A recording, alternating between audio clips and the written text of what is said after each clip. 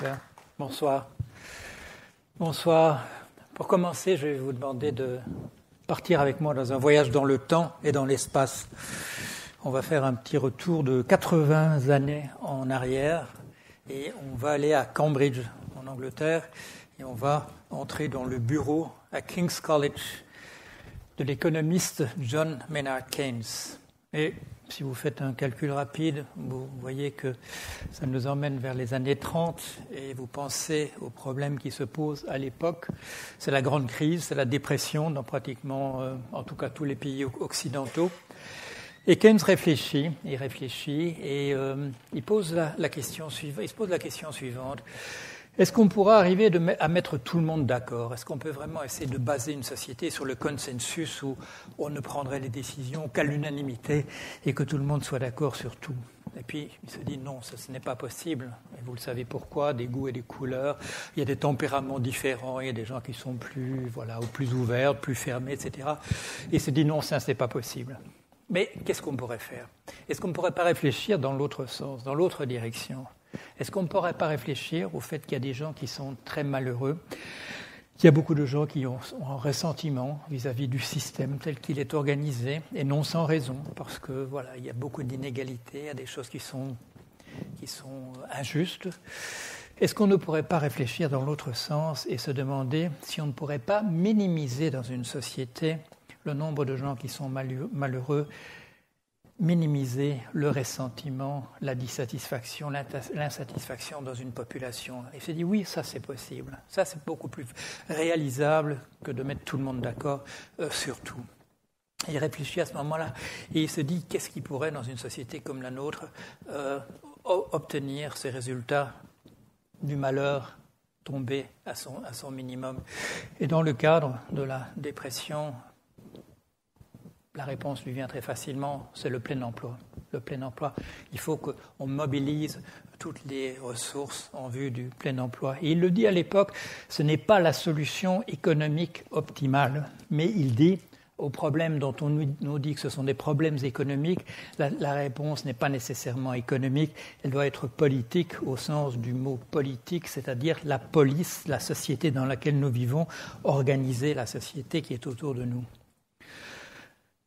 Alors, si on voulait résoudre les difficultés dans notre société, on pourrait reprendre la solution de Keynes et dire on va essayer de réorganiser à nouveau le plein emploi. Mais là, il y a une difficulté. Et d'ailleurs, qu'il avait prévu lui-même dans un article qu'on cite beaucoup maintenant, je crois un article du début des années 30, le chômage structurel. Il va y avoir de plus en plus de gens qui vont être remplacés dans leur travail par une machine. Et cette machine, ce n'est pas nécessairement un robot, ça peut être un logiciel, ça peut être un algorithme, comme on dit. Les sténodactylos, qui ont disparu entièrement, n'ont pas été remplacés par un robot. Elles ont été remplacées par les traitements de texte.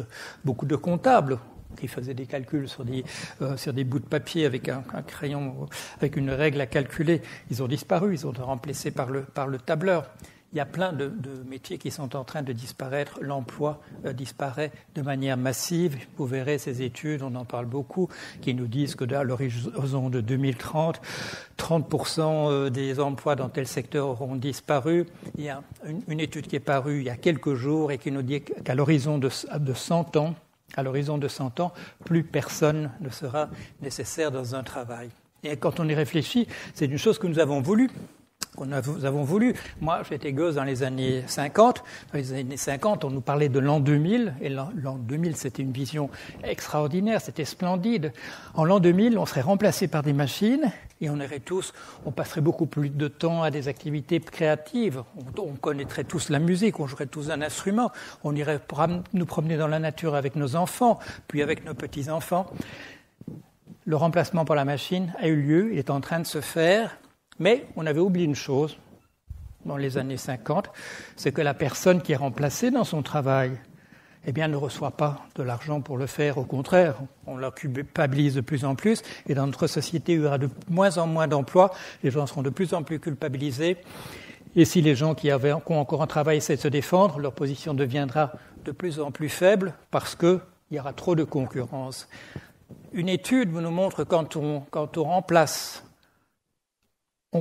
introduit un robot pour 1000 dans la population, il y a 4 ou 5 emplois qui disparaissent. Mais encore pire, les salaires de tout le monde baissent d'1%. Pourquoi ? Parce que la concurrence augmente entre ceux qui restent et qui se battent pour les emplois. Alors, si le plein emploi n'est plus une possibilité pour nous, comme la chose à laquelle nous pouvons rêver, par quoi peut-on le remplacer ? Et alors j'ai commencé à réfléchir un petit peu à ça. Et pour moi, les choses sont sympathiques. Vous voyez, on m'invite, on me demande de faire des conférences. Je pense à l'argent de temps en temps dans la journée parce qu'on m'en demande, parce qu'il y a des factures à régler, etc. Et je regarde sur mon compte en banque et puis je peux régler les sommes et c'est formidable. Mais il y a une époque dans ma vie, en fait, il y a eu plusieurs époques dans ma vie où le genre de talent que j'avais, ça n'intéressait en fait personne. Ça n'intéressait personne. Et là, à ce moment-là, je pensais à l'argent, peut-être une fois par minute dans la journée, parce qu'on me réclamait de l'argent. J'avais 4 enfants à charge et je n'avais pas l'argent. Et quand je dis une fois par minute, c'était peut-être une fois toutes les 30 secondes. Et si vous connaissez cette situation, si vous êtes passé par là, si vous êtes peut-être même dans cette situation aujourd'hui, vous savez ce que ça fait, ce genre de réflexion, de penser trop à l'argent. Ça détruit les familles. Ça détruit les familles et ça fait pleurer les petits-enfants d'une manière qu'on a du mal à arrêter. Alors je pensais à ça et le lendemain matin, quand je me suis réveillé, j'avais ma réponse à la question que penser à la place du plein emploi de Keynes aujourd'hui, un monde sans argent. Un cauchemar disparaîtrait entièrement pour, peut-être pas tous d'entre nous avons peut-être de la chance, mais pour beaucoup d'entre nous, un cauchemar disparaîtrait du jour au lendemain. Alors on nous dit oui, mais bon, vous rêvez, utopie, etc. On n'est pas assez riche pour faire ça. On n'est pas assez riche pour faire ça. Vous connaissez ce chiffre ? C'est Oxfam qui le fait circuler. Aujourd'hui, dans le monde, 8 personnes ont, en termes de richesse de patrimoine, l'équivalent de la moitié de l'humanité. 3,7 milliards de personnes. 8 personnes d'un côté, 3,7 milliards. Vous savez ce que c'est, 3,7 milliards ? La première fois que j'ai fait un exposé, je me suis trompé. 3,7 fois 1000 fois 1000 fois 1000. 3 fois. J'avais oublié un 1000, tellement le chiffre est énorme. 8 personnes qui ont les mêmes ressources que la moitié de l'humanité. La moitié de l'humanité la plus pauvre, bien entendu. Oh. Je vous ai mis ça parce que je vais le lire, on va le lire ensemble. Le plus grand bien. Quel est le premier objet de la société ? C'est de maintenir les droits imprescriptibles de l'homme. Quel est le premier de ces droits ? Celui d'exister. La première loi sociale est donc celle qui garantit à tous les membres de la société les moyens d'exister. Toutes les autres sont subordonnées à celle-là. Les aliments nécessaires à l'homme sont aussi sacrés que la vie elle-même. Tout ce qui est indispensable pour la conserver est une propriété commune à la société entière. Il n'y a que l'excédent qui soit une propriété individuelle et qui soit abandonné à l'industrie des commerçants. Quel est le problème à résoudre en matière de législation sur les subsistances ? Le voici. Assurer à tous les membres de la société la jouissance de la portion des fruits de la terre qui est nécessaire à leur existence, aux propriétaires et aux cultivateurs le prix de leur industrie et livrer le superflu à la liberté du commerce. Je défie les plus scrupuleux défenseurs de la propriété de contester ces principes, à moins de déclarer ouvertement qu'il entend par ce mot le droit de dépouiller et d'assassiner ses semblables. Le problème, la législation des subsistances. Bon, ça nous met la puce à l'oreille. C'est pas maintenant, on ne parle pas comme ça. Qui est-ce qui parle ? Qui est-ce qui a parlé comme ça ? Qui est-ce qui a fait ce discours ? Eh bien, c'est un certain Maximilien Robespierre. Un certain Maximilien Robespierre, c'est un nom qui fait peur. On dit sanguinaire, un tyran, etc. C'est un nom dont on ne sait pas trop ce qu'il faut en penser de nos jours. Il faut peut-être se remettre un petit peu dans l'atmosphère quand même. Quand il a dit ça, les troupes étrangères avaient envahi la France par le nord et par l'est. La guerre civile, vous le savez, régnait au sein de la France à différents endroits. Tout le monde n'était pas d'accord avec l'idée de la révolution. Alors, qu'est-ce qu'il a proposé ? Il était naïf, il faut dire, c'était un naïf. Il a proposé que tout le monde s'adonne à la vertu. Et il a vu malheureusement que tout le monde ne pouvait pas s'adonner à la vertu. et il a imposé en effet la terreur, et il est mort avec la foule qui criait à la convention mort au tyran. Mort au tyran. Mais j'ajouterai quand même encore une autre chose à propos de Robespierre. Vous vous souvenez comment on l'appelait? On l'appelait l'incorruptible. Mais alors, si vous lisez les journaux, si vous écoutez la radio, si vous regardez la télévision ces jours-ci, vous verrez que c'est un terme qu'on a vraiment du mal à appliquer de nos jours à beaucoup de personnes. Et je n'ai pas le sentiment que même dans l'histoire, on ait voulu appliquer ce terme à beaucoup de personnes. Alors, il faut y penser à Robespierre quand il a parlé de cela. Le premier de ses droits, c'est celui d'exister. Ça me semble une chose absolument indispensable. Et vous l'avez compris, ce qu'il proposait, c'est ce que sur l'indispensable soit gratuit.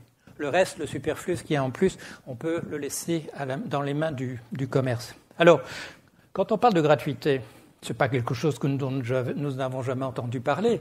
Il y a une époque où l'éducation, l'instruction était gratuite. On trouvait ça normal. Au moment où on l'a instauré, on a trouvé ça formidable. Et puis, on a perdu l'idée un tout petit peu. Il y a une époque pas si lointaine, on appelle ça les 30 glorieuses, où la santé était gratuite. Eh bien, on pourrait commencer par revenir à la gratuité sur ces choses-là, sur l'indispensable, sur ce qui permet aux gens de vivre. Alors, on se pose la question, est-ce qu'il est vraiment possible de payer pour cette gratuité?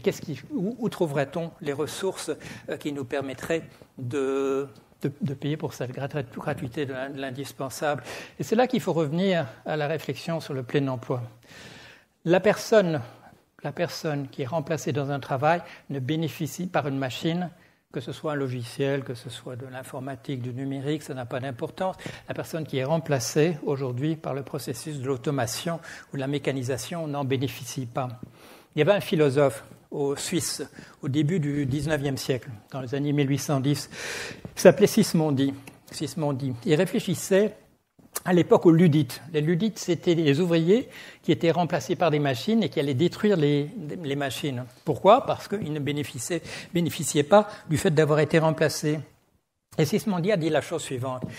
Il a dit la mécanisation, c'est un bénéfice pour l'humanité tout entière. Il faut que ces bénéfices soient partagés, et en particulier que celui qui est remplacé par la machine bénéficie d'une rente sur la richesse qui sera créée dorénavant à partir de cette machine. Alors, cette idée-là, je l'ai ressuscitée en 2012. C'était dans une de ces chroniques que je fais pour le journal Le Monde. Il y a un candidat aux élections, vous le savez peut-être, qui s'appelle M. Benoît Hamon, qui a repris. C'est mon idée de la taxe robot. On l'appelle la taxe robot parce que c'est plus simple que de dire la taxe sur la mécanisation. Moi, je l'ai appelée au départ, quand je l'ai introduite, l'idée de la taxe Sismondi. Alors, cette taxe, elle permettra, à mon avis, de commencer par faire qu'à nouveau l'instruction soit gratuite, parce que vous savez que l'instruction, l'éducation, quand elle n'est pas gratuite, elle reproduit simplement de génération en génération les privilèges de certains et les difficultés des autres. On peut revenir à la gratuité sur la santé, et puis on peut continuer. Quand on pense au niveau local, les transports locaux, eh bien, il n'y a pas de raison qu'on paye pour ça. Je faisais une conférence l'autre jour à Vitré. À Vitré, les transports en commun sont gratuits. Et puis, on pourra penser au logement élémentaire, pas des palais pour tout le monde, bien entendu. On pourrait penser à étendre le système des chèques repas qui permet d'avoir de la nourriture de base. Il ne s'agit pas d'aller acheter des ortolans ou du whisky avec ça. Aux États-Unis, les food stamps, c'est-à-dire des coupons qui vous permettent d'acheter à manger et à boire, des choses élémentaires, pas du whisky, comme je viens de le dire. 15% de la population bénéficie de cela. La gratuité, c'est une idée qui nous est en fait connue. On peut la remettre en place. On peut faire que les dividendes, que la richesse créée par les machines n'aille pas simplement alimenter les dividendes distribués aux actionnaires ou alors ces sommes extraordinaires que vous pouvez voir tous les jours. Tel patron d'entreprise reçoit un bonus de 10 millions, mais le journaliste vous dit 7 millions aurait été plus correct. Toutes ces sommes sont des sommes absolument pharaoniques et tout à fait obscènes. Il ne faudrait jamais accepter ça. 8 personnes d'un côté, 3,7 milliards de l'autre. La question n'est pas que nous ne soyons pas assez riches, la question c'est la redistribution de la richesse qui est créée. Et pas simplement par un problème, par une fiscalité de type classique où on va un peu prendre aux autres pour donner aux autres. La machine, la mécanisation, nous avons voulu cela, nous avons voulu les robots, nous avons voulu les logiciels, pas individuellement, mais notre culture, notre civilisation l'a voulu. Il faut que tout le monde en bénéficie.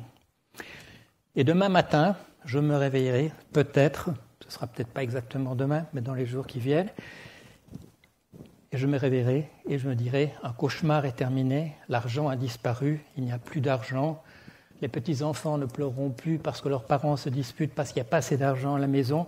Ce paradis que nous imaginons souvent en nous disant il faut le mettre ailleurs, il vient plus tard dans un autre monde, nous pouvons le réaliser ici. Merci.